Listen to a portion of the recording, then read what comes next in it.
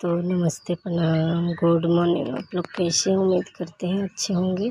तो देखिए हम आए हैं पूजा करने मालीगाछी, जो कि हमारे हनुमान जी के झंडा भी यहीं पे लगता है और महादेव जी के मंदिर है। तो हम लोग यहीं पे आए हैं पूजा करने के लिए। तो देख सकते हैं लोगों के मंदिर कैसा लगा भगवान जी, तो लोग कमेंट में ज़रूर बताइएगा।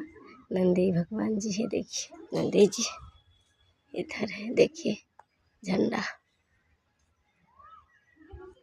देख सकते हैं। इतना धीप गया है बालू न से पकता है गोर, देख सकते हैं। इधर पीपल का गाछ है। हम लोग आए हैं पूजा करने के लिए आज। इधर सब तरह गाछ ही गाछ है, तो देख सकते हैं।